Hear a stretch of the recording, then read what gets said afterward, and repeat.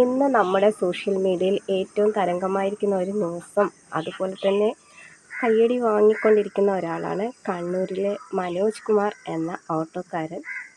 ഒരു അതിഥി തൊഴിലാളിയെ കൊലപ്പെടുത്തിയ ശേഷം ആ കൊലയാളി രക്ഷപ്പെടാനായി ശ്രമിക്കുകയായിരുന്നു. പക്ഷേ തന്ത്രപൂർവ്വം തന്നെ നമ്മുടെ മനോജ് കുമാറെ പോലീസ് സ്റ്റേഷനിൽ കൊണ്ടുപോയി ആ കൊലപാതകിയെ കൊടുക്കുകയായിരുന്നു. സാധാരണ മനോജ് അതിഥി തൊഴിലാളികളുടെ ഓട്ടോ എടുക്കുകയും അവർ വിളിക്കുന്ന സമയങ്ങളിലെല്ലാം പോകുന്ന വ്യക്തിയാണ് മനോജ് കുമാർ.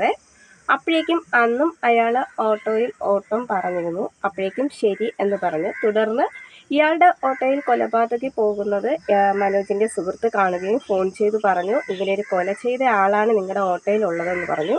ശരി, അതൊന്നും പതറാതെ തന്നെ നമ്മുടെ മനോജ് കുമാർ നിരവധി കോള് പിന്നെയും മനോജ് കുമാറിന് വന്നുകൊണ്ടിരുന്നു. പക്ഷേ ഏതൊരുവിധ പതർച്ചയുമില്ലാതെ തന്ത്രപൂർവ്വം അയാളെ പോലീസ് സ്റ്റേഷനിൽ ഏൽപ്പിക്കുകയാണ് ചെയ്തത്.